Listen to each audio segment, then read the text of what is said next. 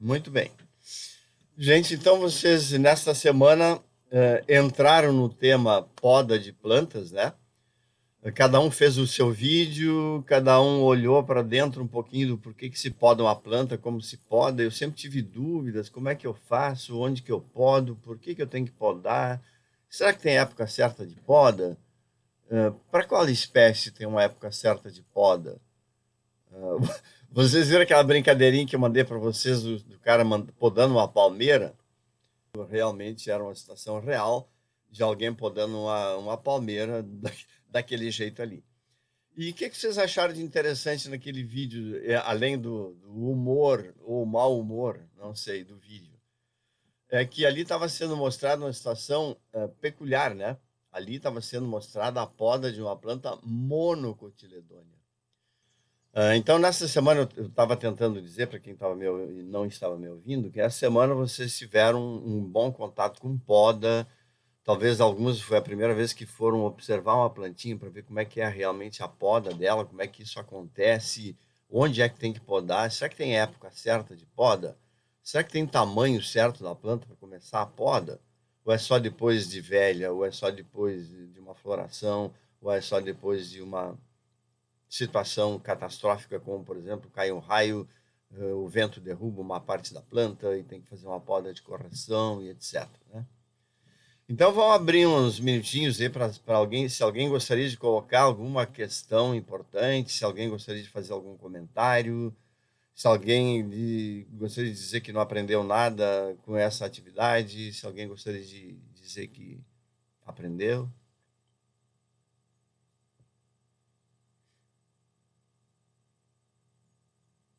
Alguém gostaria de falar? Não? Ninguém?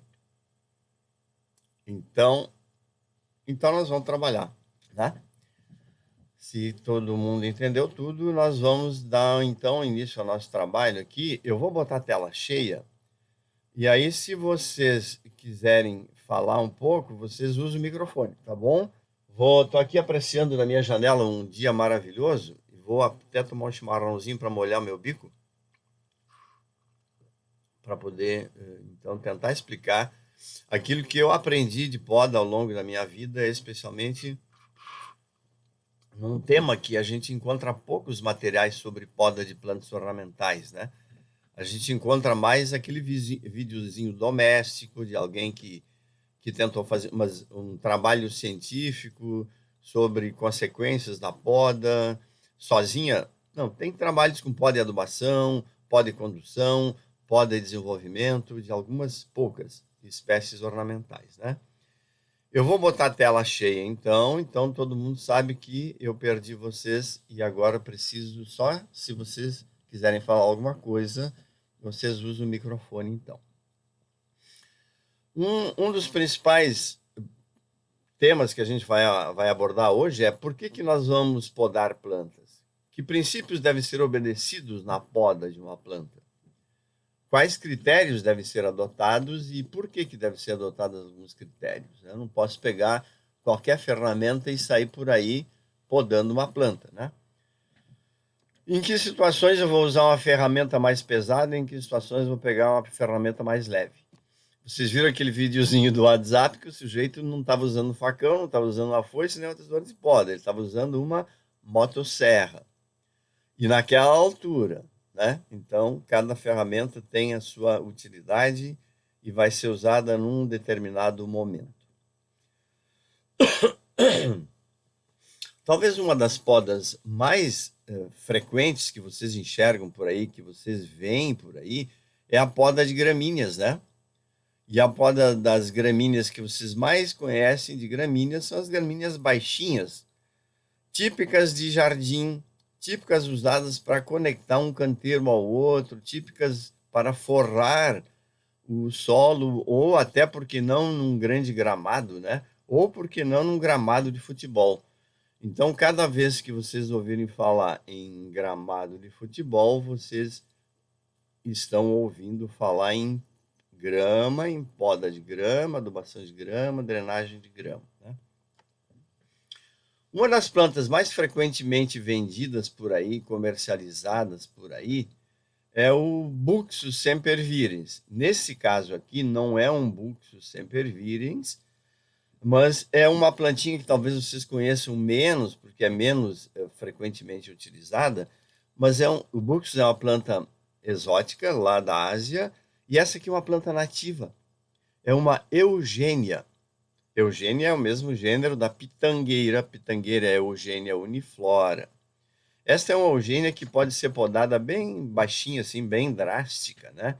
E fazendo essa bolinha aí, que tem gente que adora essas bolinhas.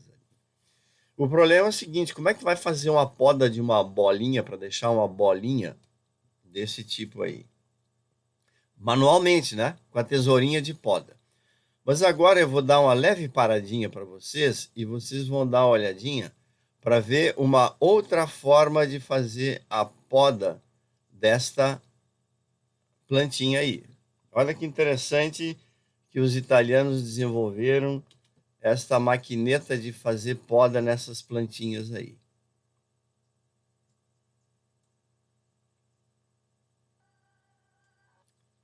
Não vou mostrar todo o vídeo para vocês, mas vou mostrar daqui para frente, ó.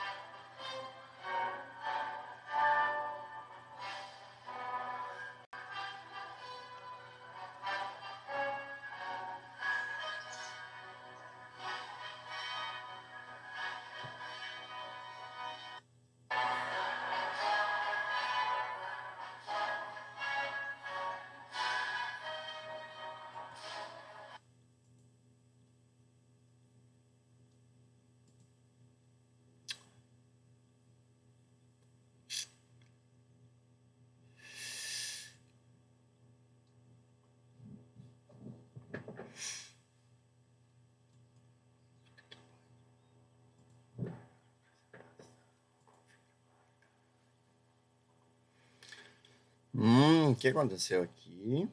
Vamos tirar esse vídeo daqui. Vamos voltar à nossa apresentação.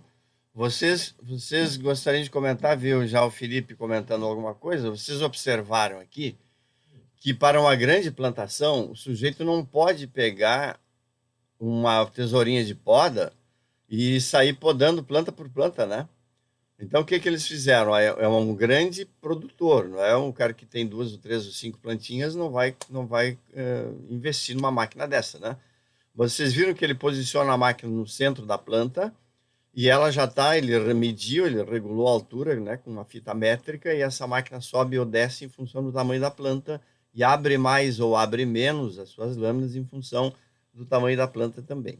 Normalmente é uma poda feita com uma tesourinha, mas essa aí vocês viram que não é uma tesourinha qualquer, né? É uma tesourinha muito bem bolada, tá bom? Eu vou tentar sair agora do vídeo externo, parar de compartilhar esse vídeo e vamos voltar então para a nossa apresentação aqui. Então, uma plantinha dessa aqui numa larga escala, não necessariamente é uma tesoura de poda tradicional, ou então, normalmente o pessoal faz com a tesoura de cortar grama. Vocês vão ver daqui um pouquinho algumas situações com a tesoura de cortar grama. Então, essa poda mecanizada aqui, vocês viram com um buchinho. Naquele caso, era um buxo sempervirens mesmo, né? E a poda mecanizada que vocês mais dominam e mais conhecem e mais veem por aí é a poda de um gramado, né? Poda de gramíneas, normalmente baixinhas, né? Olha só, a gente poderia fazer a seguinte pergunta, né?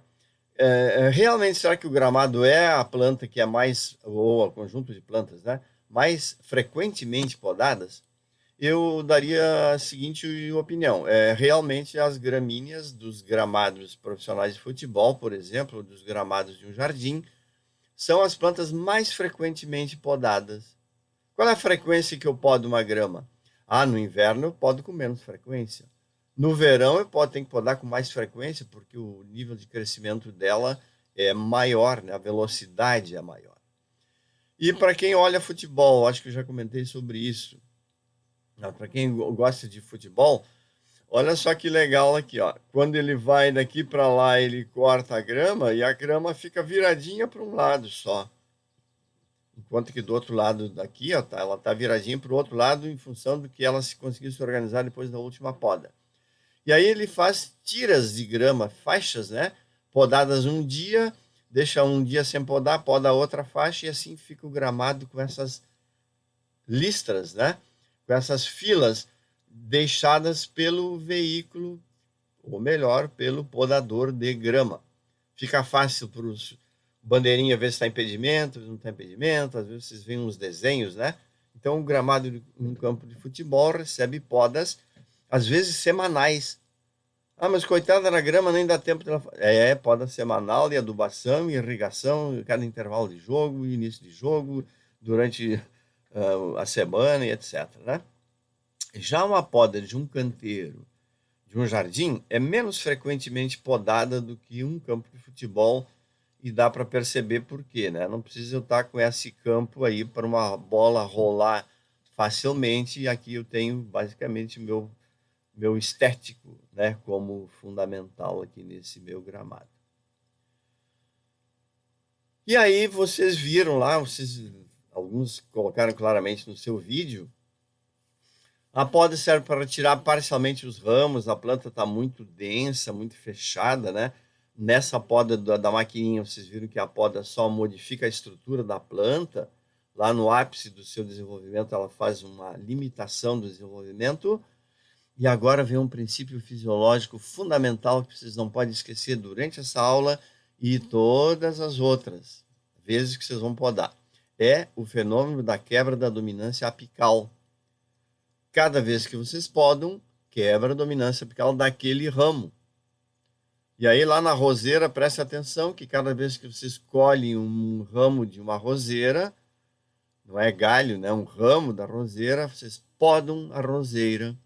E a gema que está logo abaixo do local podado é a que se desenvolverá, porque quebrou a dominância apical. Então, no caso do buchinho aquele do buxo sempervirens, vocês viram a máquina retirando a parte apical do ramo. Já numa palmeira, como aquela que vocês viram podando no vídeo, num espaço urbano, uma árvore, eu também posso estar limitando o desenvolvimento de uma planta, especialmente quando ela está na fiação elétrica, né? Ou ela está tendo um problema na casa, está encostando no telhado, ou então eu quero limitar mesmo o crescimento dela, e vocês veem muito isso nas cidades onde várias espécies de plantas que toleram bem a poda, o pessoal da prefeitura faz essa poda bem frequente também, né? Então, no caso de uma planta na prefeitura, numa cidade, desculpe, a poda é feita para limitar crescimento, não obstruir passagem e mais ainda, se a planta for de floração manual, tem que fazer uma poda para que ela emita novos ramos para fazer a floração plena dessa planta. Então, ó, tipo de poda. Formação, ela é realizada ainda no viveiro e é utilizado para direcionar e estabelecer a copa. Vou ver daqui um pouquinho alguns slides, mas eu vou já utilizando já como exemplo a cerca viva. Lá no viveiro eu já vou conduzindo a planta mais alta, eu quero uma cerca alta e estreita, então já vou conduzindo a planta lá no viveiro, ou seja, estou formando a copa lá no viveiro. E agora a poda de condução, a planta já se encontra lá na cidade, lá na cerca viva, lá na casa de vocês. Então, se eu remover ramificações muito baixas, numa cidade, por exemplo, se a ramificação for muito baixa, as pessoas batem com a cabeça, machucam, então tem que levantar a copa da árvore. E vulgarmente, vocês ouvem os jardineiros falando em levantar a saia da copa, ou seja, facilitar as pessoas a passarem. A visibilidade lá no campus universitário, por exemplo, a gente tentou, e vocês verão alguns trabalhos de alunos lá, eles não queriam que a gente plantasse árvores pequenas, porque eles queriam copas altas para segurança. Certo ou errado, não vou discutir aqui, mas eles querem visibilidade por baixo. Então, querem segurança e a copa tem que ser mais alta. A poda de limpeza, quem já fez horticultura sabe de todas essas aqui, né? Então, nós vamos dar ênfase aqui a esses conhecimentos básicos de horticultura, mas para plantas ornamentais e não para frutíferas. Abrindo parênteses, tem muita relação de uma planta frutífera e uma ornamental. Por quê? Para produzir um fruto, uma planta precisa produzir primeiro uma flor. Depois se desenvolve, o ovário se desenvolve e produz o fruto, então. Então, a poda de limpeza, eu vou tirar ramos doentes, ramos velhos, ramos ladrões. Lembram da horticultura? Ramos mortos, perderam a função na copa. Então, vão eliminar tudo isso aqui. É uma forma de poda de limpeza. Por exemplo, aqui uma poda de formação mal feita, super mal feita. Então, eu espero que um dia, quando vocês exercitarem a profissão de agrônomo, vocês forem orientar alguém, ou quando vocês forem fazer uma poda, vocês nunca façam esse corte aqui que foi feito aqui. Por quê? Você poda uma planta para diminuir os ramos dela. E aí você faz mal a poda. E é muito comum no campus universitário a vontade de chorar. Porque os ramos, ao invés de ser podado aqui, onde está minha mãozinha, onde está minha bolinha aqui, ó, junto à planta, o mais junto possível. E quando eu faço bem junto aqui, ó, olha só o que eu tenho aqui, uma cicatrização mais rápida. E mais do que isso, não tem emissão de novos brotos a partir daqui.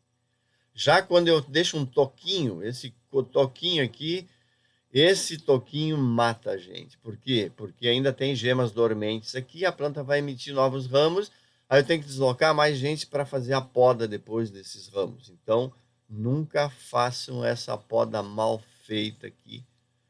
Ou então, pelo amor das árvores que vocês têm, ou no árvore urbana, ou de uma planta ornamental de casa, nunca esqueço de fazer um corte por baixo primeiro. Vai aparecer um slide melhor aqui depois, mas um corte por baixo primeiro para evitar esta sangria desatada aqui.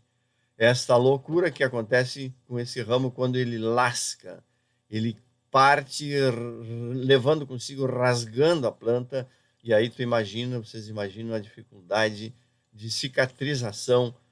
E ao passo que quando o corte primeiro foi feito por baixo, para evitar esse estrago aqui na planta, a cicatrização, que é um ponto importante, é muito mais rápida. Tem um manual técnico de poda que você já tem aqui na aula que eu já enviei esse material para vocês. São Paulo e várias capitais brasileiras têm bons materiais sobre poda de árvores urbanas, e vocês podem acessar ali então e ver uma série de técnicas recomendadas para fazer a poda dessa planta e dessas e outras plantas do meio urbano. Tá tudo bem? Todo mundo está entendendo bem? Ouvindo bem? Um outro tipo de poda é a poda de adequação. Eu plantei uma árvore, ou tenho uma árvore na minha cidade, mas ela está encostando no meu prédio, ela está invadindo a rua. Quem passa na beira-mar, mais frequente na beira-mar, Muitas vezes vocês veem as árvores sendo podadas pelos ônibus ou pelos caminhões que passam na beira-mar, né? Então a copa está muito baixa e toca no teto do ônibus, no teto dos caminhões com carga, e esses caminhões, esses ônibus vão podando a planta, vão eliminando aqui. Então eles vão adequando a poda, vai sendo adequada ao tamanho do ônibus que passa ali, certo? Uma poda de emergência também é feita muitas vezes, né? Uma poda de emergência, normalmente vocês veem assim, ó, os bombeiros sendo chamados em épocas de temporais para fazer podas em plantas e ramos que quebraram, ramos que caíram em cima da casa, ramos que estão em cima da rua, não necessariamente cortar e eliminar a planta, mas uma poda de emergência no sentido de desobstruir uma via, de liberar uma casa ou então de socorrer um acesso, ou por que não, às vezes pessoas, né, infelizmente ficam presas.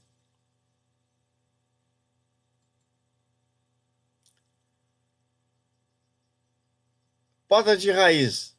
Às vezes a poda de raiz também, né? Por que não poda de raiz? Quando a raiz está invadindo uma calçada, quando a raiz está invadindo um espaço que ela não deve, claro que eu não vou deixar isso acontecer como engenheiro agrônomo, eu não vou deixar isso acontecer. Eu vou fazer o plantio de uma espécie que tem um sistema radicular que se adapte àquela calçada, que se adapte a um jardim, que ele não vá lá na fossa da vizinha obstruir. Oi, Aline. Fala, Aline. Oh, desculpa, gente, eu liberei sem querer o microfone. Sem Oh, eu problema. tenho uma pergunta pra fazer. Fala. Falou antes de poda por baixo, daí você disse que ia comentar depois, eu não consegui. Vai aparecer daqui um pouquinho um slide bem ilustrativo, daí eu já comento isso, tá bom? Certo. Então você vai escolher uma planta que se adapte a uma calçada e não bote em plantas que tenham um sistema radicular superficial, e o que é mais frequente é o desconhecimento de quem planta e a consequência de quem tem que corrigir o problema. Como se o engenheiro fizesse um edifício e ele começasse a cair, tem que contratar 50 engenheiros lá para depois para reconstruir e pagar 50 vidas com essa coisa mal feita, né? Então, sempre que tiver que fazer poda em raiz é muito mais complicado, né? Veja essa poda aqui num IP, esse IP fui eu que plantei, mas não fui eu que podei, tá? Ele já tem 38 anos, eu vou mandar um videozinho na semana que vem, agora vocês têm uma atividade, vou mandar o meu videozinho sobre esse IP aqui. Olha só, a prefeitura chegou para podar o IP, o que ela fez? Cortou de qualquer jeito. Então, olha esse ramo aqui, ó. Mal feita a poda. Imagine o quanto de energia essa planta vai despender para recuperar um ferimento. Seria a mesma coisa que um médico vai fazer uma cirurgia na sua barriga, ele corta, vamos fazer o seguinte, corta de qualquer jeito, pega uma faca de cortar um churrasco e vão abrir essa barriga aí. Rasgou porque caiu o ramo sem o cuidado de cortar dos dois lados, sem ver primeiro se era possível fazer um corte anterior, e vai ter um slide mostrando melhor isso depois. Então, um ramo ladrão, um ramo mal podado pode ter consequências imensas para cicatrização depois desta planta aí, né? Todos os cortes que vocês fizerem, todas as decisões que vocês tomarem, deve basear na fisiologia vegetal que vocês já aprenderam e já sabem. Ah, mas eu não entendi. Então pensa assim, ó. Se uma gema apical tem dominância sobre as basais, quando você vai fazer uma poda, você lembra que as basais serão liberadas e elas se desenvolverão. E está aqui o exemplo. E outros se virão daqui um pouquinho mais. Podou a apical, desenvolve as laterais, me causando um problema depois. Ou não, né? No caso do buchinho, aqui vocês viram a maquininha podando, não vai causar um problema, ao contrário, vai emitir novos ramos, até que ele fique grande, redondo, multi-ramos, monte de ramos, muitos. Essa é uma perguntinha que foi feita naquele vídeo que eu recomendei, um vídeo longo, mas é um vídeo bem interessante sobre um dos poucos que aborda de forma adequada, que tem por aí no grande YouTube, sobre podas, que recomenda a colocação de uma cauda Não vai botar uma cauda naquele buchinho, mas pode até pulverizar com fungicida. Não vai botar uma cauda numa planta grande. Mas pode ter algumas situações em que você tem essa cauda na proximidade, e certamente na horticultura, para plantas frutíferas, normalmente se recomenda passar uma cauda. Ah, mas essa cauda não tenho, professor. Cauda com fungicida eu não tenho. Então, eu posso usar canela em pó. Ó, posso usar uma canela em pó. Canela em pó é um excelente bactericida, um excelente fungicida. Então, quando é feita a poda num ramo um pouquinho mais grosso, por exemplo, obviamente a seiva de baixo sobe, né? A seiva bruta sobe e deixa úmida toda essa superfície. A própria canela pode ser dissolvida, aliás, o pó da canela distribuído aqui nessa superfície, ó. Mas professor, não tem canela, não tem sulfato de cobre, mas eu tenho uma tinta acrílica, tinta à base de água. Tinta acrílica é sempre à base de água. Tanto a acrílica quanto a PVA é sempre água. Mistura canela com água. Pode até misturar a canela com a água. Faz uma pasta, Tiago. Bota a canela, bota um pouquinho de água até que forme uma pasta, né? Fica muito líquido aí, não dá. Mas essa pasta de canela pode ser aplicada, então, com um pincel. Ou então a própria canela distribuída, né, o pozinho ali. Mas a pasta com água é a melhor alternativa aí. Mas é muito cara a canela, né, professor? Então faz o seguinte, ó. Vou pegar uma tinta. Tenho uma tinta lá em casa, sobrou um pouquinho de tinta que eu pintei a parede. Vou pintar com pincel esses meus ramos. Ah, mas não vai ter problema? Só vai ter problema se a minha tinta for à base de solvente, à base de óleo ou à base de solventes, thinner, solventes orgânicos, né? Mas se for à base de água, por quê? Porque a base de água vai pintar isso aqui, você sabe que uma tinta acrílica impede a entrada de água. E não entrando água, as bactérias e fungos terão mais dificuldade de se desenvolver, a planta vai ter mais facilidade de cicatrizar. Da mesma forma, quando vocês fazem um corte no braço, é muito mais fácil cicatrizar o braço de vocês do que se ele tivesse, por exemplo, uma entrada de bactérias e assim por diante, né? Então, muito mais tranquilo de cicatrizar. Vou perder novamente vocês no chat, agora me acionem pelo vídeo, tá bom? Se necessário, se tiver alguma dúvida. Que ferramentas eu vou usar? Tem gente que só sabe usar o facão para podar. E facão é a primeira ferramenta que vocês têm que abolir da lista de ferramenta de poda de vocês. Foi-se? Nem pensar. Machado? Ah, Sácio, eu vou só se é um ramo grosso, que eu não tenho outras ferramentas por enquanto, depois eu vou fazer então correção com serrote de poda, ou então uma tesoura de poda com cabo maior, uma tesoura de poda que essa aqui não é de poda, né, professor? Essa aqui é de grama. É uma tesoura de podar gramíneas. Mas ela serve também para podar raminhos pequenos, como os buchinhos. A grande maioria dos buchos são podados desta forma, com essa tesoura aqui, quando é um pequeno produtor. Quando é um grande, mas muito grande, vocês viram a maquininha para isso. Uma outra maquininha muito usada por aí, que lá no CCA, agora que tem uma, faz bem pouquinho tempo, a universidade tinha umas guardadas 7 chaves, que é o podador. Coisa simples, hein? Custa o preço de um pneu de um carro, 2 pneus de carro, de um carro. É um podadorzinho, pode ser elétrico, pode ser a gasolina, e ele tem como se fosse uma navalha de corte de cabelo, né? Uma maquininha de cortar cabelo, só que, obviamente, resistente o suficiente para fazer a poda em ramos jovens, ramos finos. A vantagem é que ele corta reto, todo na mesma linha. Mas cada poda tem uma ferramenta adequada. Só queria chamar a atenção que na horticultura vocês já aprenderam isso, que os serrotes de poda, desculpe, eles têm dentes grandes, né? Porque você está podando um material verde, úmido, muito rico em água. E aí o que origina depois os cuidados na limpeza do material que vocês utilizaram para podar, né?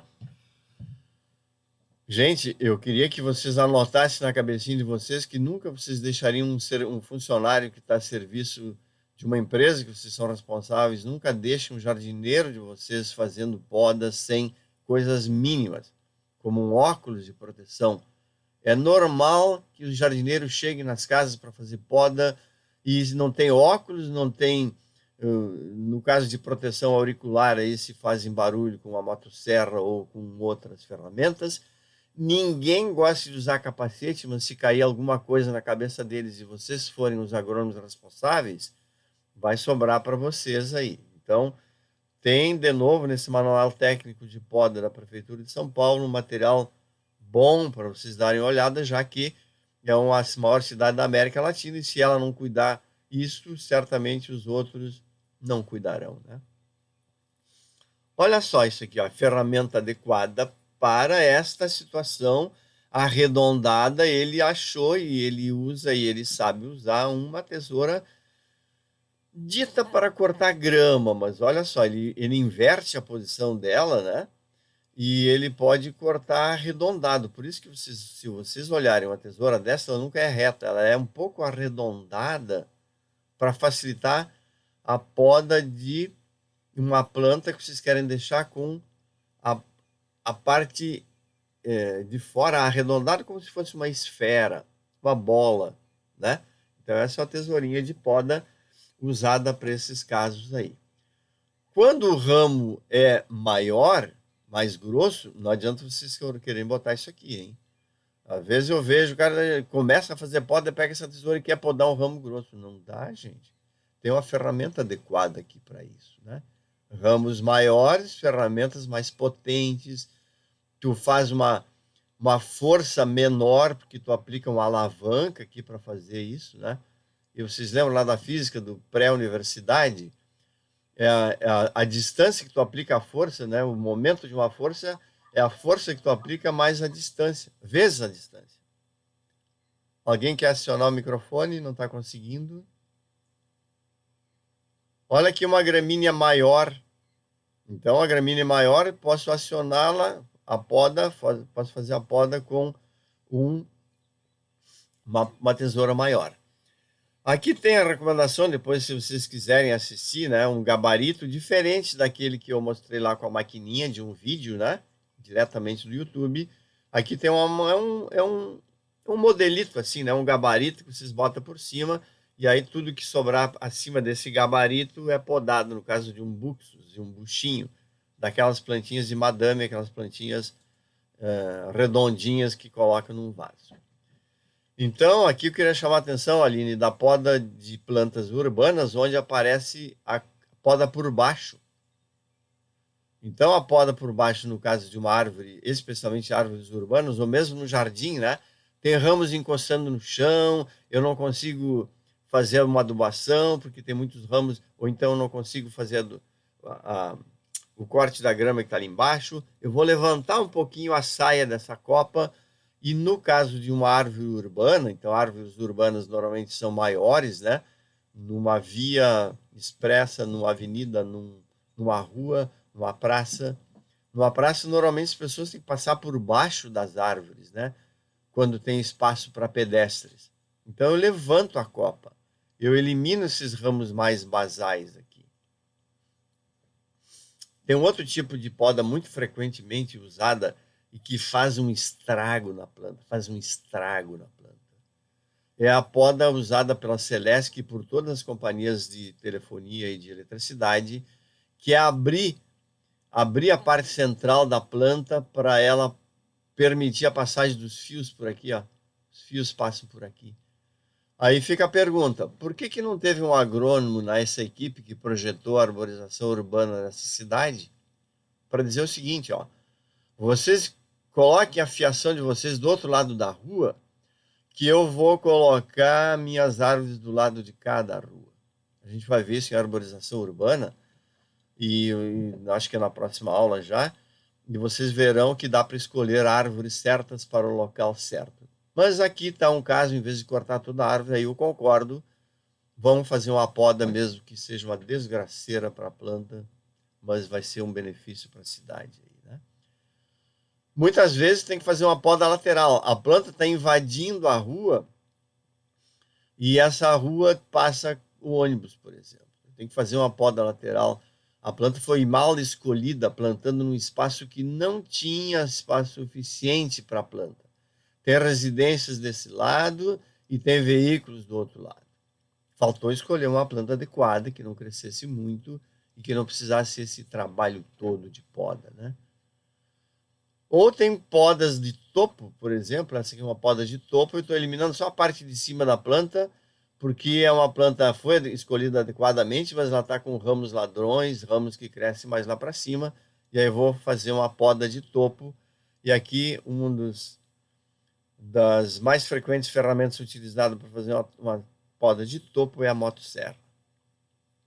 Ou então, quando é uma planta mais fina, pode ser com tesourão de poda, aquele que tem uma alavanca bastante grande, vocês fazem menos força daí, né? Foi com essa motosserra e com esse capacete, com esse tipo de bota, que aquele cara subiu na palmeira para fazer uma poda de topo da palmeira.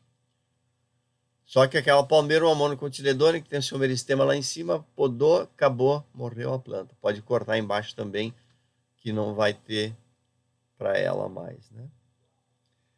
Vou molhar meu bico, vou tomar um chimarrãozinho, enquanto vocês preparam a pergunta.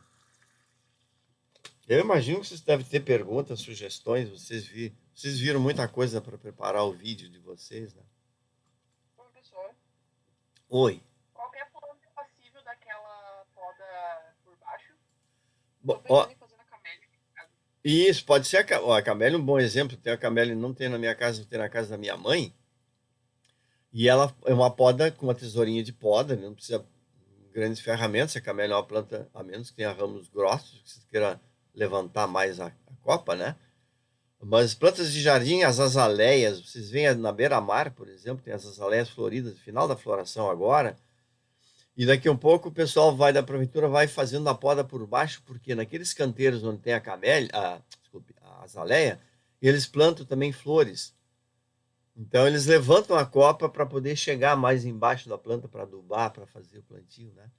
Já que você só percebe que existe a azaleia na beira-mar só agora quando ela está florida, depois ela quase desaparece da gente, né?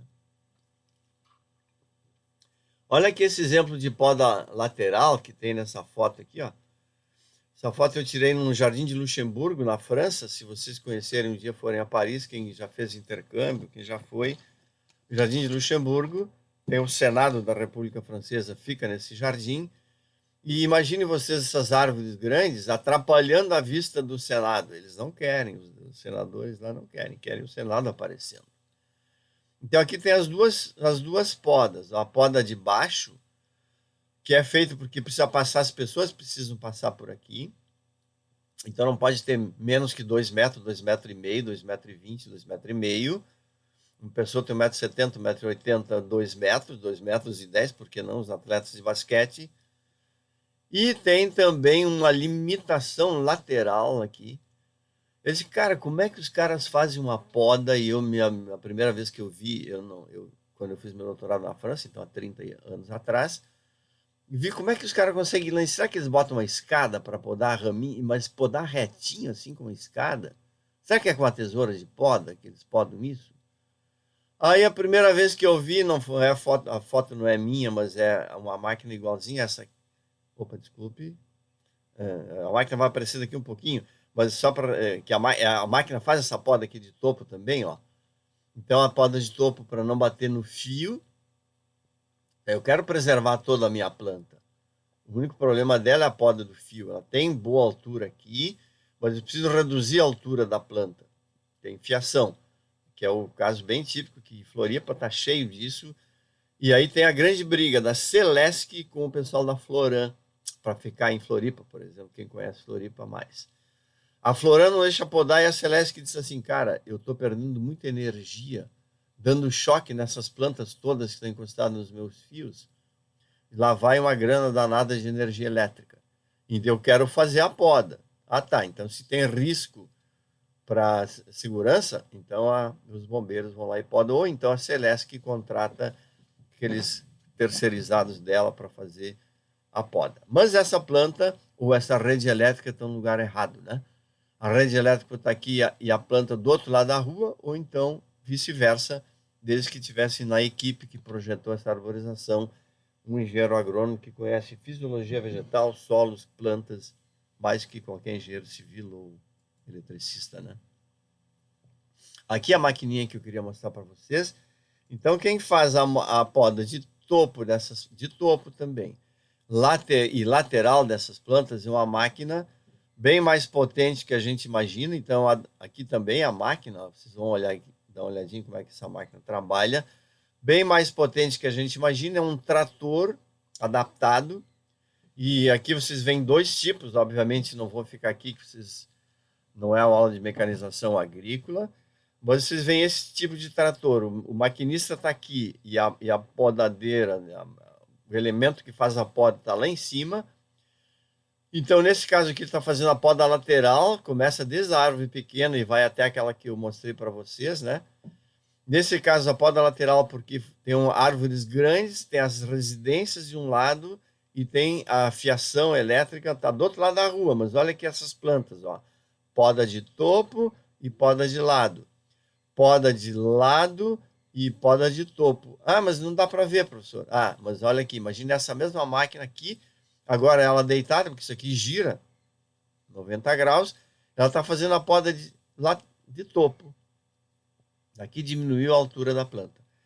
Esse é um trator com a lâmina lá em cima e o tratorista aqui embaixo, e esta aqui é uma máquina que tem o tratorista lá em cima. Olha a cabine de comando dele, ele está na altura, ele levanta e baixa isso aqui com o mesmo mecanismo que um hidráulico de uma retroescavadeira. Tá aqui a máquina agora, uma visão mais perto dela. São lâminas como, por exemplo, uma lâmina de serra circular, 2, 3, 4, 5, 1, 2, 3, 4, 5, 6, 7, quando a planta é muito alta, menos quando a planta é menor ainda, né? Então essas lâminas giram em alta velocidade e cortam os ramos, e essa máquina vai para frente e vai atorando e fica bem retinho assim, ó. Então a poda já sem muitas... Todo mundo aqui não tem nenhum nada no chat. Passamos então para a tela cheia. Olha só, feita com essa maquininha, ó. Olha essa poda. Jardim de Versalhes, na França também. Quem um dia for lá em Paris e Versalhes, não deixe de visitar o Palácio de Versalhes. Tem esses jardins magníficos de 200 anos. E essas maquininhas podando isso aqui, cada uma delas é uma ou duas árvorezinhas, né? Mas é uma poda muito especial e o sujeito tem que se preparar muito para isso, conhecer fisiologia, conhecer máquina, conhecer poda, e faz de forma absoluta.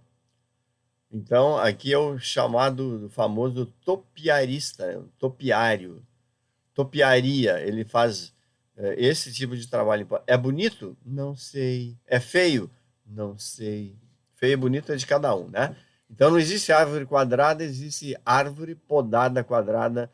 Não existe árvore que é quadrada e depois deixa de ser e fica piramidal. Um cúbica aqui, né? Piramidal não, isso é bicho-homem. Da mesma forma que o bicho-homem poda ramos maiores, né? Com uma máquina adequada, nesse caso uma motosserra. Desculpe. Então, ele se amarra, ele toma todos os cuidados. Falta só o capacete aqui, que está lá na outra mão, mas quando ele começar a podar, ele é obrigado a botar capacete. E aqui vocês veem típica poda de topo. Então, aqui, uma poda certamente para baixar a copa, para vender plantas. Isso aqui é um viveiro de plantas, gente. Para vender plantas mais baixas e muito mais ramificadas lateralmente do que vender plantas mais altas e menos ramificadas, né? Que é o hábito normal de crescimento da planta, seria aqui. Quem conhece esse prédio aí? Quem que me diz no microfone aberto, enquanto eu tomo um chimarrão?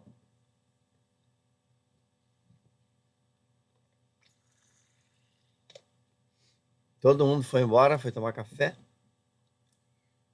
Olha o que aconteceu no prédio dali da NR. Todo mundo sabe onde é. Na frente daquele prédio, talvez alguns são mais antigos e já pegaram essa época, tinha árvores de grande porte como essa aqui, ó. Aí o que fizeram? Alguém achou mais interessante, apareceu o prédio, né? Porque essa árvore caía folhas aqui e entupia a calha. O que fizeram? em vez de desentupir calha, vão cortar a árvore. Aí não tem mais problema de calha. Olha só. Sabe qual foi a multa que a universidade levou por fazer isso sem a licença da Floran? Quem ousaria, quem chutaria uma multa aí? Vamos ver se o Augusto está na área. Evelyn, sabe quanto foi a multa? 70 mil reais. Não tem mais ninguém nessa sala, gente. Que isso? 70 mil reais de multa. Pagaram? Não. Né? Você sabe que as multas não são pagas. Bom, visto o efeito, então, de uma poda mal feita, mal planejada, ou de uma poda desse tipo, a gente dá sequência.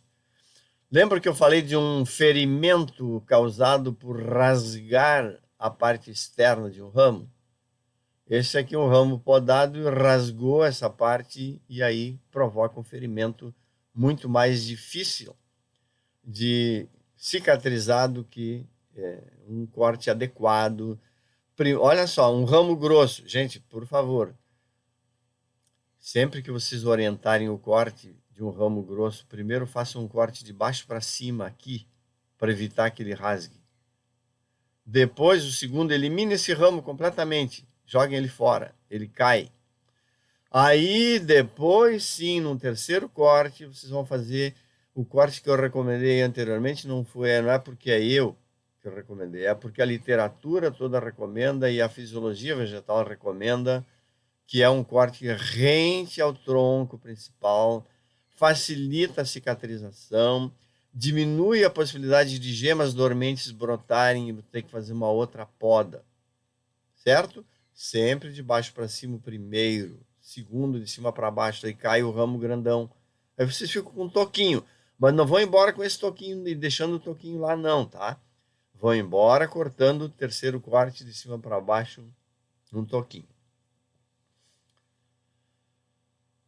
Eu senti uma certa dificuldade pelas comunicações que a gente teve, pelas informações que vocês estavam enviando, que a grande maioria tinha uma tendência em podar pitangueira, de podar mangueira, de podar uma árvore grande, né? E a gente disse, ó, essa árvore ornamental, a gente está na disciplina de ornamentais. Se ela é uma planta ornamental, serve. Se é uma planta não ornamental, porque normalmente as frutíferas, vocês veem bastante literatura, né?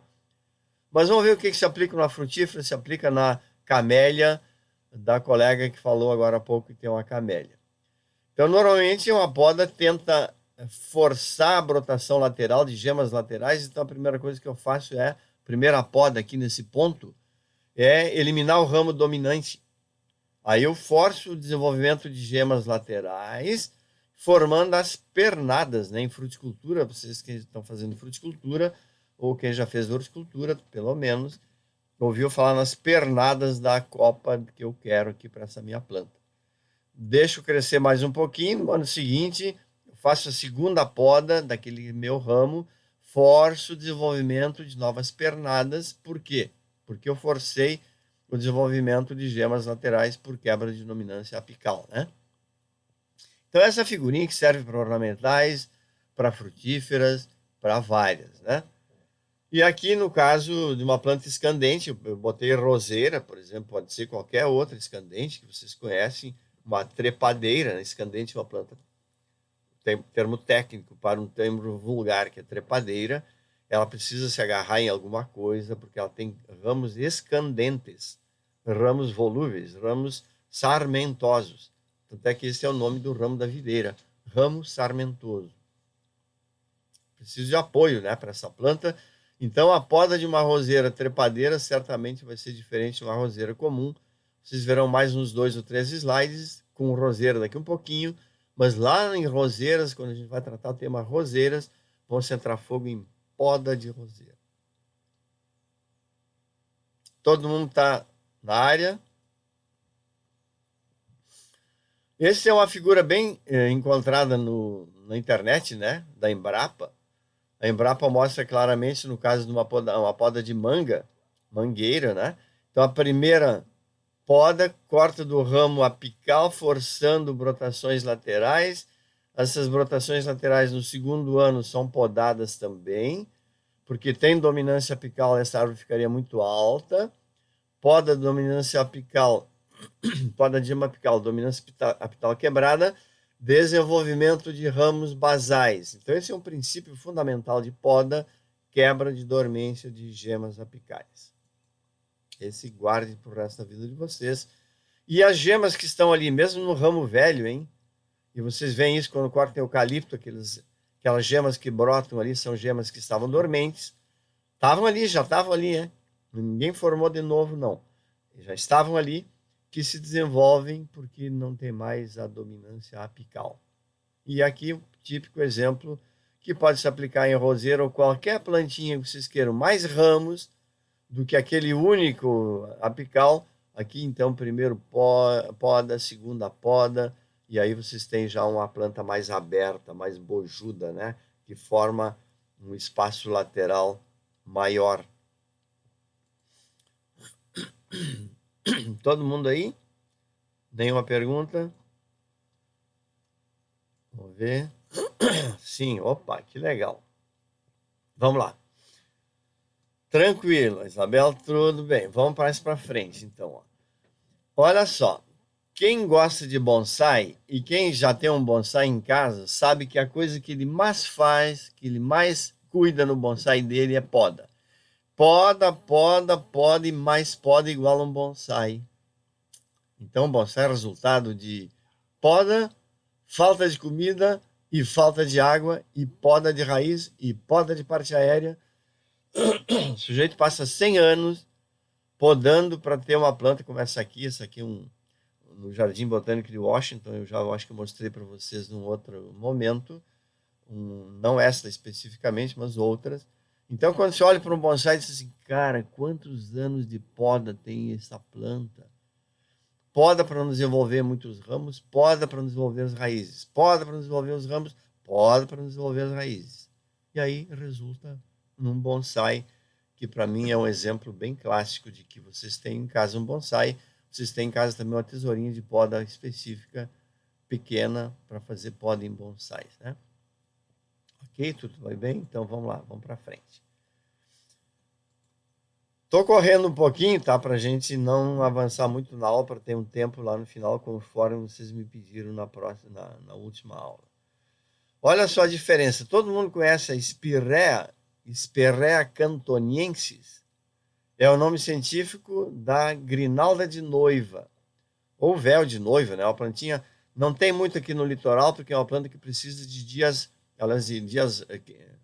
limpos e noites frias. Então, o pessoal da Serra, que mora mais no oeste, que mora mais na Serra, tanto catarinense, gaúcha ou paulista, qualquer lugar de temperatura noturna mais baixa, tem a espirréa. Da mesma forma que tem grande desenvolvimento da hidrângia. Hidrângia é a hortênsia. Então, vocês têm dois exemplos de hidrângia e de hortênsia que florescem em ramos diferentes, né? A hortênsia, vocês viram no meu videozinho sobre poda que floresce nos ramos do ano, né, daquele ano, ramo jovem. Então, as duas requerem poda para tirar ramos velhos, mortos, madeira morta, doente. Então, eu vou eliminar. Mas uma elimina drasticamente para fazer uma poda drástica para emitir ramos novos, e a outra só elimina só aquilo que está doente, que está velho, que é o ramo ladrão, né, que está excedendo aquele tamanho que eu quero da planta. Aqui uma planta que talvez pode ser o exemplo da camélia, pode ser exemplo de outras. A planta é muito fechada, tá ficando muito doente, tá ficando muita cochonilha e pulgão. Eu vou abrir a copa. Vou abrir um pouquinho a copa, eliminando alguns ramos, ó. Então tem eliminação de ramos aqui, grande quantidade de ramos, e depois mais aberta, em frutífera se usa muito isso, né? Em ornamentais também se usa, né? Ela emite novos ramos, ó. Um ramo daqui produz dois, aí eu vou aumentando o tamanho da minha copa, então pode ser uma forma de podar para ficar uma forma mais natural da planta ou mais artificial, depende. Quem de vocês conhece algum desses colegas que estão aí? Tem alguém conhecido? Então, essa aqui é uma aula prática de poda que eu fiz lá no campus da UFSC, que infelizmente a pandemia não permite, mas a gente sempre fazia uma aula prática de poda. Lá vocês veriam os maiores absurdos que um campus universitário que tem 200 agrônomos e 200 arquitetos e que não consegue convencer a administração do campus que o campus poderia ser mais bonito do que ele é. E aqui, por exemplo, os alunos, então nessa aula de prática de poda, os alunos experimentaram, viram como é que foi o resultado de olhar para uma planta que é uma planta que é muito comum, que é a Duranta repens, que é o pingo de ouro, num momento de sem floração e sem a frutificação, que o frutinho dele é o pinguinho, que chama pingo de ouro. E aí deixei a livre escolha deles. Eles escolheram fazer o seguinte, ó. Tem aqui uma planta que foi podada anteriormente, que ficou uma forma mais oval, e que eles acharam que está muito grande, estava impedindo a entrada, que é uma entrada lateral do centro de eventos ali no campus, né? E eles chegaram à seguinte conclusão: professor, a gente vai querer deixar essa plantinha, as plantas aqui, todas elas mais quadradinhas, assim, mais cúbicas, melhor dito, né? E aí, tesourinhas de poda na mão, tesoura de cortar grama, que é a tesoura que pode ser usada nesse caso, as meninas deixaram ele assim, né? Observem que aqui foi feita uma poda, então, retirando até no mínimo um terço da planta, dançou aqui. Então, desculpe. Nesse caso aqui foi uma poda de correção de podas anteriores, que não eram feitas, e elas acharam, as meninas e os meninos presentes na aula acharam que era mais interessante, esteticamente falando, esta forma cúbica do que a forma esférica, por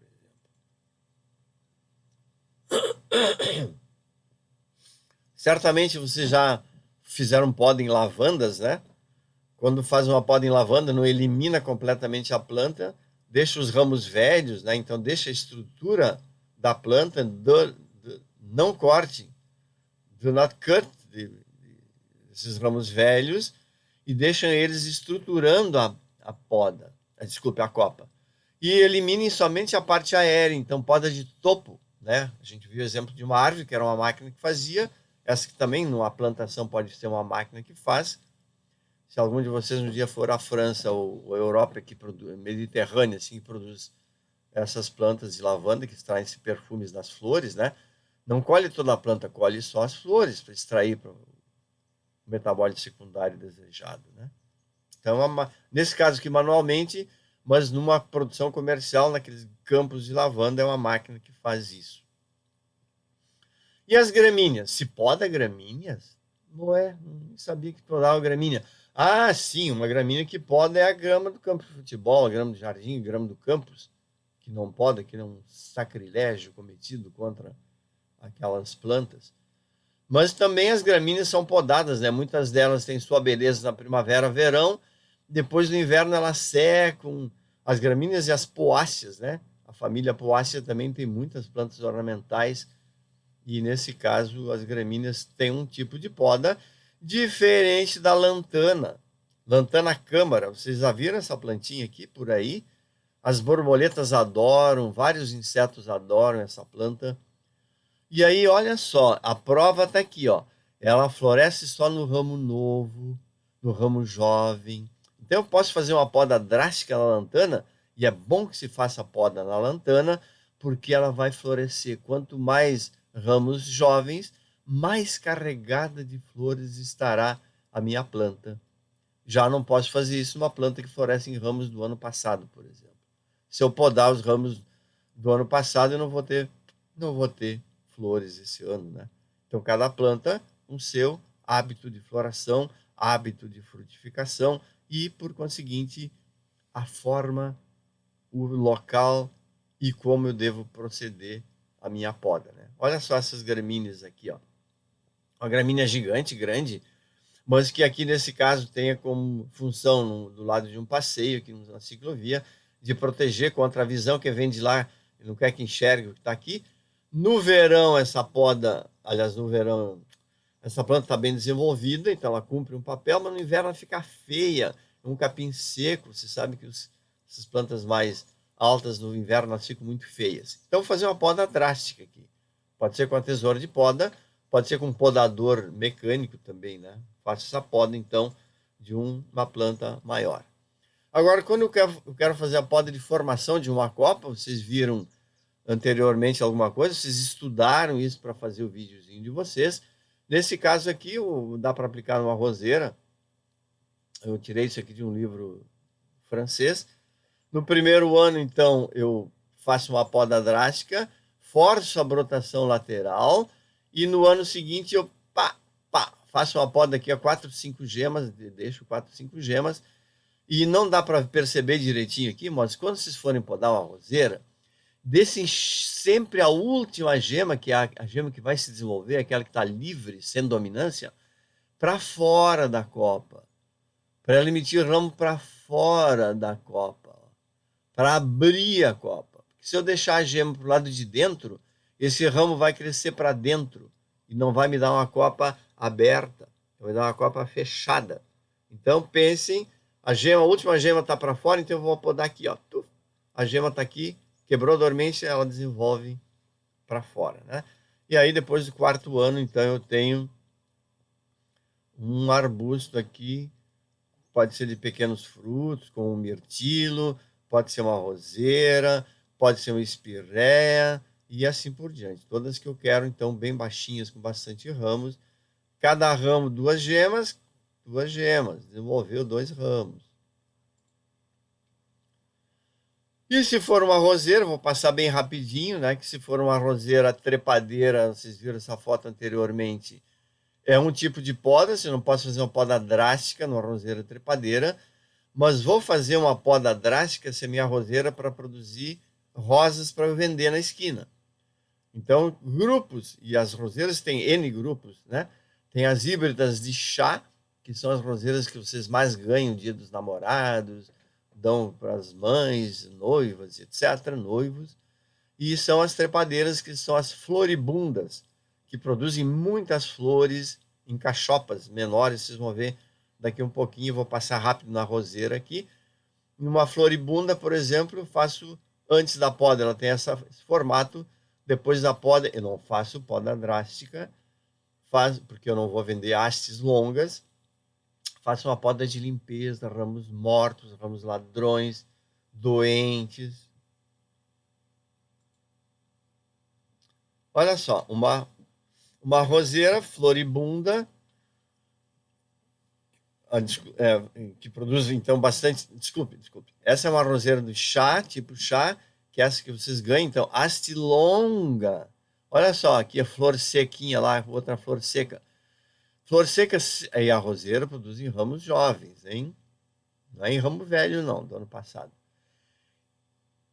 Esses ramos que vocês estão vendo aqui, tudo que está vendo aqui, foi a última estação de crescimento, depois da última poda. Então, até aqui veio o ramo que está dando origem a esse, está dando origem a esse, está dando origem a esse está dando origem a 3. Então, lá em roseira, a gente vai descer nos detalhes. Vocês vejam que essa planta já foi podada lá no início, no primeiro ano, para forçar o desenvolvimento das gemas que ficaram livres, sem dormência, né?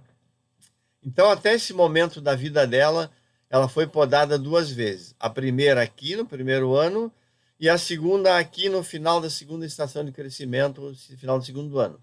Agora, ela está pronta para receber a terceira poda da vida dela, que é, então, uma poda que pode ser retirada os ramos aqui, porque eu quero que cada um deles imita 2, para produzir ramos longos e cada ramo com uma rosa no seu ápice. Então, aqui o primeiro ano, nesse caso aqui, eu vou fazer uma poda drástica de novo, ou então vou retirar ramos que estão invadindo o centro da roseira, né? Ramos que estão pouco desenvolvidos, ele não consegue emitir um ramo longo. Vou fazer uma poda mais drástica, forçando o quê? Sempre poda drástica força uma exuberância de crescimento apical, porque em horticultura vocês aprenderam que poda drástica desequilibra a copa de uma planta, porque a planta tem equilíbrio, parte aérea, sistema radicular. Se eu corto as raízes, sofre a parte aérea. Se eu podo a parte aérea, eu não preciso de tanta raiz. Então, eu tenho sempre um equilíbrio sistema radicular, parte aérea, esse é outro princípio fundamental da poda, tá? Não esqueço desse equilíbrio, parte aérea e sistema radicular. Nenhuma planta é doida de ter muito mais parte aérea do que raiz, porque ela vai cair e não consegue nutrir. Nenhuma planta é doida de ter muito mais raiz do que parte aérea, porque ela não precisa de todas aquelas raízes, então ela vai equilibrar a parte aérea e a raiz sempre. Poda mal feita, poda razoavelmente bem feita. Ó. Não posso fazer uma poda muito perto de uma gema, não posso esgaçar, cortar com uma faca, com um facão, uma tesoura bem afiada para não deixar essa parte do ramo rasgada. Tem que estar bem afiado para facilitar a cicatrização. E quando eu faço a poda, não pode ser tão perto assim e não pode ser tão longe assim também, porque essa parte do ramo vai morrer, as bactérias vão entrar e vai ter uma dificuldade enorme para cicatrizar. Então, olha só, a distânciazinha, e claro que depende de cada planta, quanto longe está cada gema uma da outra.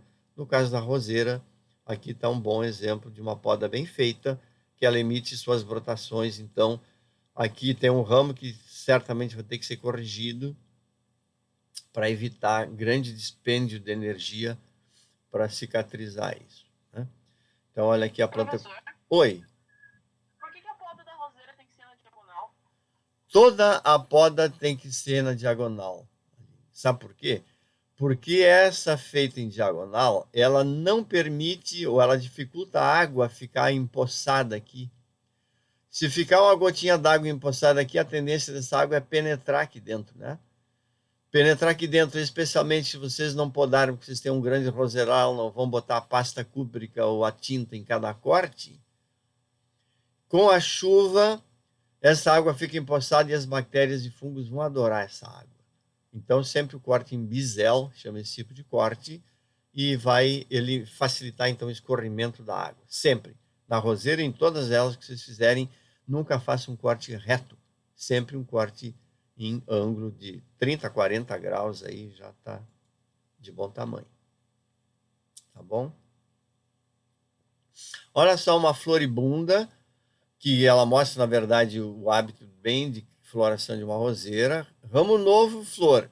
Ramo velho, Ramo velho não produz, então eu sou obrigado a fazer uma poda.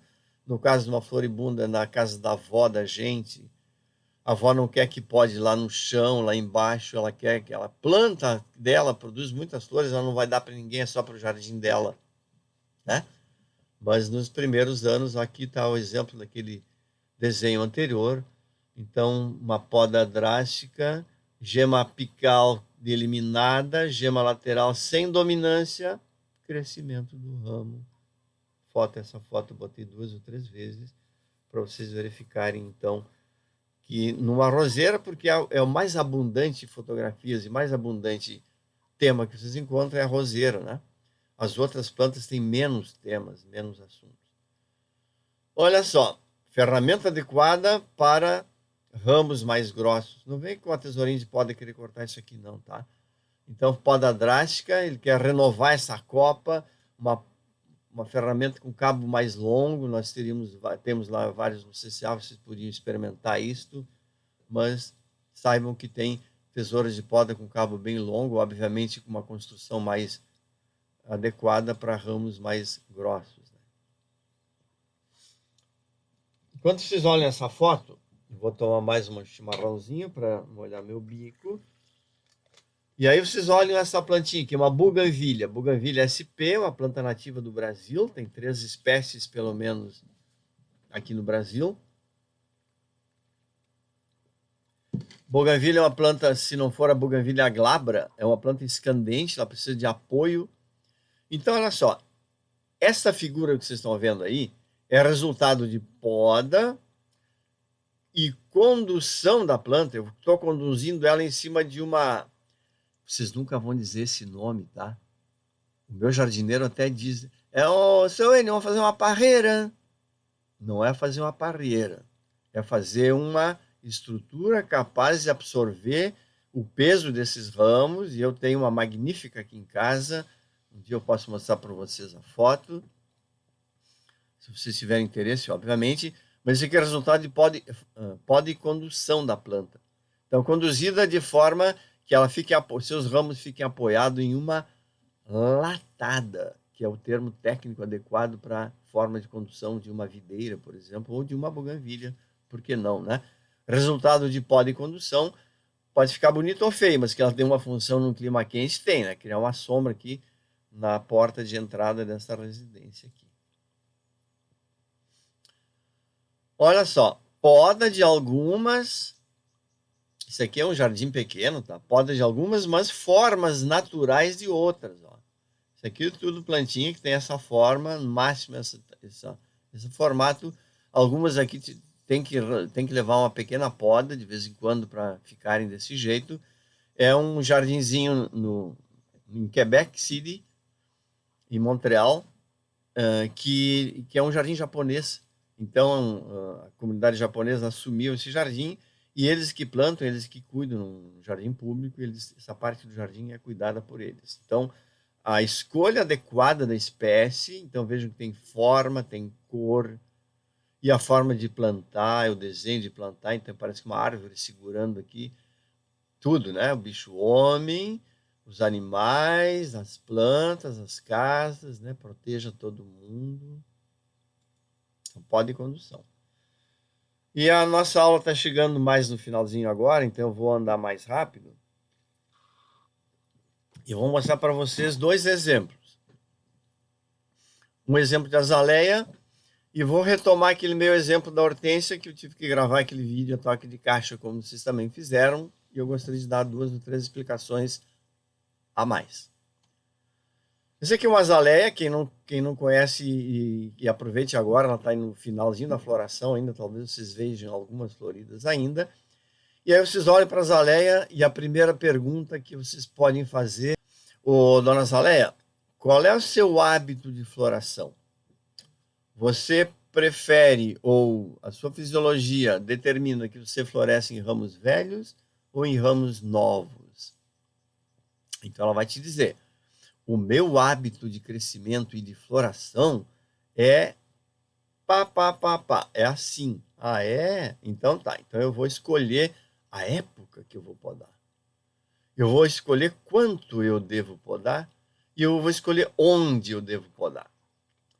Só que essa dona Azaleia aqui, mal ela sabe que vocês vão querer transformá-la num bonsai. Cara, quando eu quero transformar isso aqui num bonsai, ela já tem 1,5 metro de altura, eu vou ter que fazer a pergunta e refazer a pergunta, onde é que eu devo podar? Quanto é que eu devo podar para transformar isso aqui num bonsai? E posso fazer em qualquer época? Então vamos ver uma sequenciazinha para uma azaleia, um bonsai de azaleia, e pode ser uma azaleia podada lá no, sei lá, na beira-mar norte, né? Mal elas recebem poda e mal elas recebem cuidados. Talvez agora, como vai ter eleição, né, então o pessoal deve estar cuidando da cidade mais do que nunca para ganhar os votinhos de quem fica achando que esse pessoal trabalha 4 anos. Ok? Dona Zaleia me respondeu e eu respondi para ela, Dona Zaleia, eu quero fazer um bonsaizinho de você, tá? Então a primeira coisa, pobre coitada, que ela vai fazer, vai sair, vou retirá-la daqui, com torrão e tudo, vou passar ela por um sofrimento. Agora ela passa a sofrer. Uma planta sofre a vida inteira quando ela se transforma num bonsai, ou melhor, quando o bicho-homem transforma ela num bonsai. Ela sofre podas e sofre podas e sofre podas e fome, até que ela obedece, o homem fica pequenininha, baixinha. Observe aqui, então, a primeira coisa, que depois que ele saiu de lá, poda drástica de toda a parte aérea para evitar a morte, né, por desidratação. Aqui vocês estão vendo ramos grossos. Obviamente, quando faz a poda apical, tem crescimento de ramos basais, né, que estavam dormentes, essas gemas, e se desenvolveram. Então, primeira é uma poda drástica dela. Só que eu não quero para um bonsai esse bando de raminhos aqui, né? Eu vou continuar trabalhando na estação seguinte para ela ter aqui, então, sai daqui, vem para cá agora, terminou essa floração aqui. Ela está aqui já bem estabelecida na minha vasilha, bem estabelecida, novas raízes que foram violentamente podadas aqui, e os raminhos estão sendo emitidos agora mas moderadamente a planta, afinal de contas, chegou à conclusão de que mudou a relação raiz-parte aérea. Ela vai ter que se adequar a essa nova realidade aí, e a nova realidade é a tentativa de emissão de novos brotos, porque ainda quebrou dominância apical, tem muitas geminhas aqui dormentes, ela vai emitir novas brotações, mas eu vou dizer para ela, não te quero. Não te quero assim. Você pode até desenvolver essas brotações, eu vou deixar desenvolver, mas depois eu vou comprar uma tesourinha de poda novinha para limitar o seu crescimento, porque eu quero te transformar num bonsai e quero ganhar uma grana legal com esse bonsai. Aqui agora, sem folhas e já podadas, então no final dessa estação de crescimento, né, de primavera, eu vou fazer a poda. Aqui os raminhos, há muitos raminhos pequenininhos, que é o que vai caracterizar um bonsai como se fosse uma planta gigante dessa, cheia de ramos. E não é num ramo novo que ela vai florescer. Então, esses raminhos aqui são, para mim, fundamentais. A Zaleia me disse, professor, eu não floresço em ramos novos. Eu floresço só nos ramos do ano passado. Então, senhor, por favor, não tire todos os ramos velhos, porque senão eu não vou te dar flor nenhuma. Ele disse, ok, então tá legal. Eu vou te deixar com ramos velhos, mas eu quero também que você desenvolva um pouco mais. Ramos novos, então, também eu vou deixar alguns aqui. Se eu olhar de cima, ó, vou tirar uma fotografia de cima dessa planta, eu estou vendo já a orientação. Eu não quero um amontoado de flor num canto, eu quero simetria, eu quero que um ramo grande para cá, outro para lá, outro para lá, eu quero que os raminhos ocupem todo o espaço, então em tudo é poda. O bonsai é poda, mais poda, mais poda, mais poda. Até eu chegar naquilo que eu queria depois de alguns anos, né, dominando essa planta. Isso pode demorar 5, 6, 8 anos para chegar nessa condição aqui. E poda e nutrição aqui, nutrição e água na medida, não pode ser excesso, não pode também falta, porque tem muito pouco substrato, pouco armazenamento de água, porque o sistema radicular já está tomando conta, arranco ela, tiro, corto, podo, raiz. Então, cria uma condição de equilíbrio parte aérea e sistema radicular. Vou pegar aquele meu videozinho que eu mandei para vocês, está aí um pouco fora de foco, porque não foi feito assim só para ilustrar uma parte, né? Não foi para publicar no YouTube. Apesar que eu tive que botar ele no YouTube para vocês verem, porque ele era muito grande. Vou pegar agora um outro exemplo de uma planta que não floresce no ramo velho. A Zaleia me disse, eu floresço no ramo do ano passado. E a Hortência me disse, professor, cuidado, hein? Eu floresço só no ápice de ramos jovens. Está aqui, ó. Cada ápice tem uma inflorescência. Cada ápice vai dar uma flor. Então eu não posso, eu tenho que me cuidar com a poda da Hortência, tem que ser diferente. Aí eu posso fazer uma poda bem drástica dela, né? Ela floresce no ramo jovem, no ápice do ramo jovem, da mesma forma que floresce a roseira, em uma ponta de um ramo jovem. E vocês já viram isso aqui, a planta de hortênsia floresce azul quando tem pH baixo, de um azul a um rosado quando o pH está em torno de 5,5 a 6,5, e aí realmente rosa quando o pH está acima de 6,5, o pH alcalino, né? E basicamente, acho que eu já disse para vocês em outro momento, que dá esse tom azul aqui, vou ficar só no azul por enquanto, depois mais a gente pode ver outras coisas, é a grande presença de alumínio, que é típico de solos ácidos, né? pH baixo, toxicidade de alumínio até alguns solos.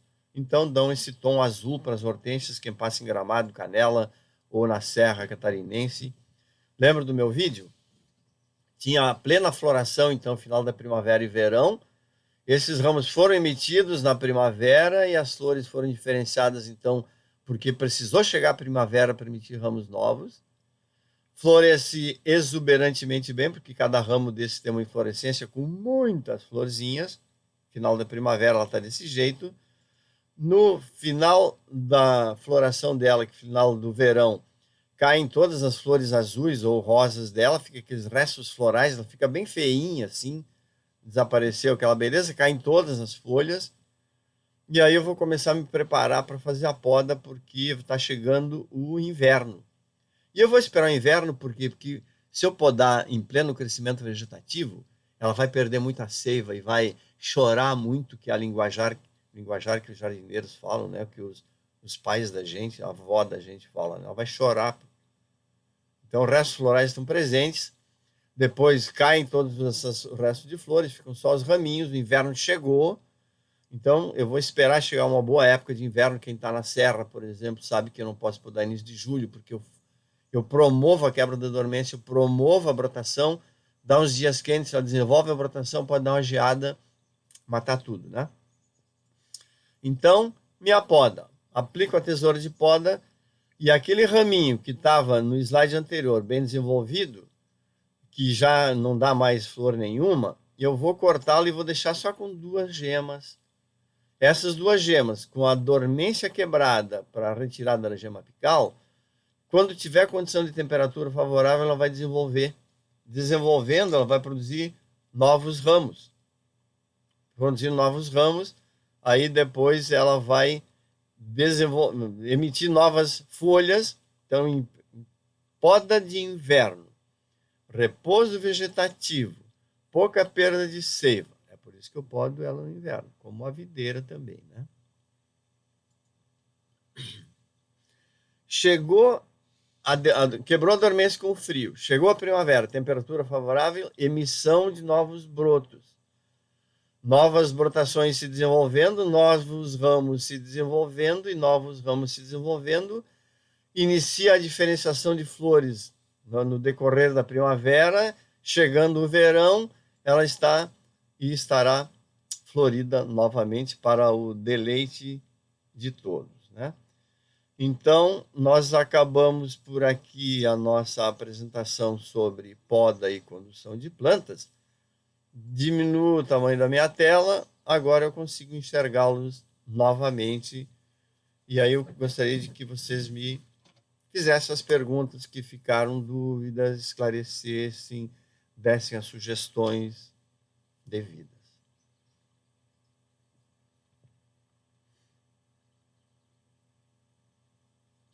Ok? Quem gostaria de falar?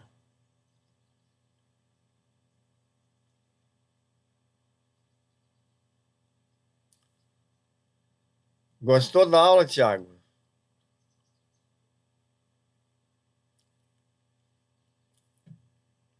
Legal, gostei. Eu acho legal quando vocês acham que entenderam a aula. Para um professor, a coisa mais importante que tem é que o aluno consiga perceber o que ele está querendo dizer, né? E aí a gente fica feliz também.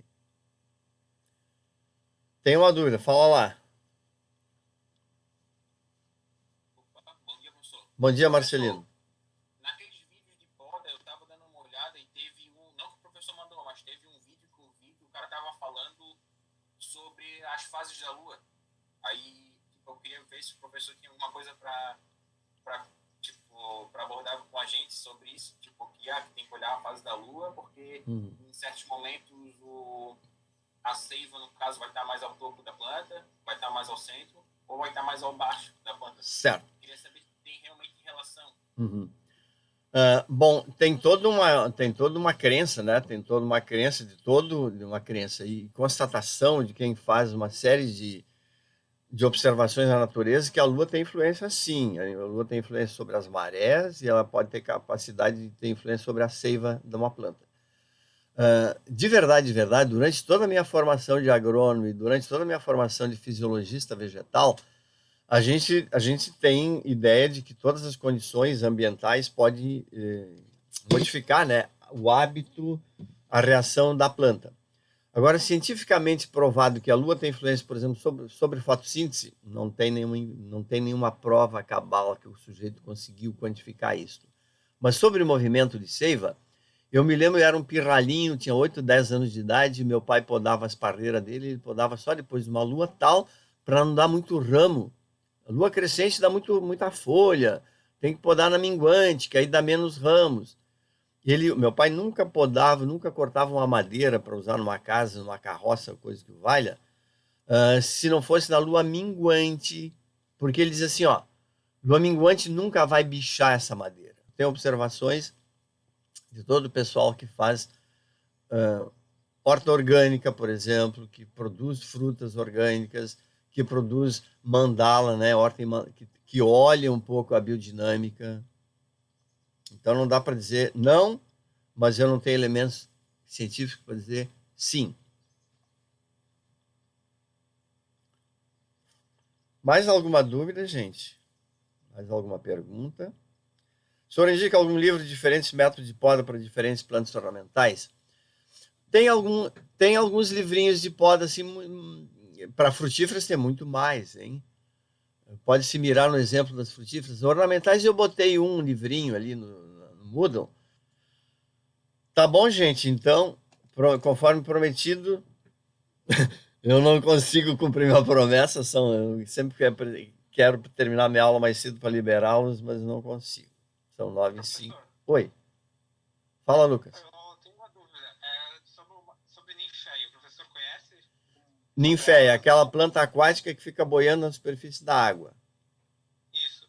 Eu tenho um amigo que está produzindo Não, pode ser que falte uma condição climática favorável, porque pode ter a polinização, tem floração, tem lindas flores, pode ter que tenha a polinização, mas não tenha o desenvolvimento do óvulo dela, né, para produzir a semente, já que a semente é o óvulo fecundado desenvolvido, por uma condição climática. As ninféias, elas toleram até ambientes extremamente frios, mas a grande maioria, eu nunca vi alguém vendendo sementes de ninféia, na verdade. Eu vi gente que comercializa mudas de ninféia. Então, ela pega a toceira lá dentro da água, né? Separa a toceira e produz as mudas a partir dali.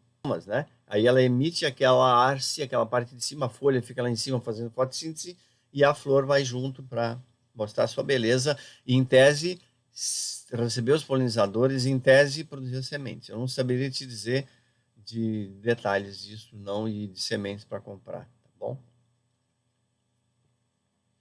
Tá bom. Maravilha, então, obrigado a todos e eu vou hoje tentar passar essa aula para cima, para o YouTube e mandar as atividades para a próxima semana. Tá bom? Muito obrigado. Obrigado pela audiência de todos aí. Dê uma olhadinha no Muda, semana que vem vocês têm uma atividadezinha pequena, um pequeno questionário durante a aula, então, por favor, todos presentes. Legal, obrigado a vocês também por terem essa tolerância de